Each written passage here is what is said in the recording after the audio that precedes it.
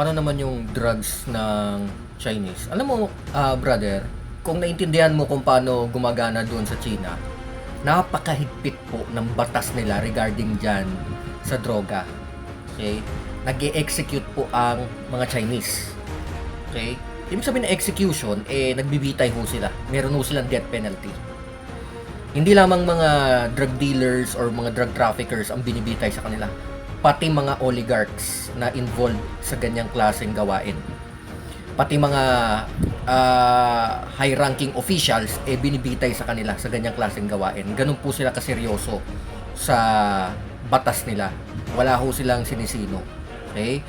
At dahil seryoso ang Chinese government sa ganyang klaseng kalakaran, sa ganyang klaseng corruption, yung mga criminals doon sa kanila lumalayas doon, umaalis, lumilipat ng ibang bansa. Lumilipat sila sa mga bansa na maluluwag at mga walang pangil ang batas or hindi masyadong mabigat ang parusa gaya ng Pilipinas.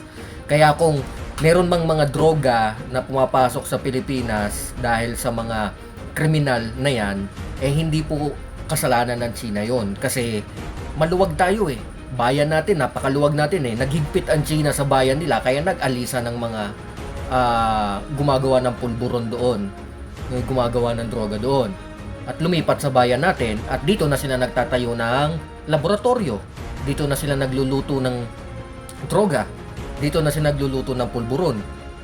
Doon pa sila sa loob ng maximum security doon pa sila sa loob ng bilibid nagluluto. Panahon ni Pinoy, naalala ninyo?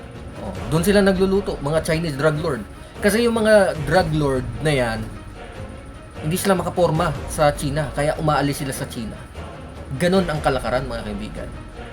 Ganon ang sistema ng bayan natin.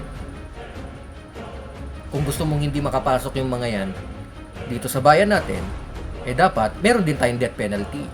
Dapat meron din tayong mahigpit at may pangil ng batas. Ang problema, ayaw natin. Ayaw ng gobyerno natin. Ayaw ng mga korap na politiko. Iyan ang totoong problema ng bayan natin. Hindi ang mga Chinese, hindi ang mga drugs nang galing sa China. Dahil ang mga kriminal doon, pupunta lang dito yan kung maluwag tayo. Gising na po.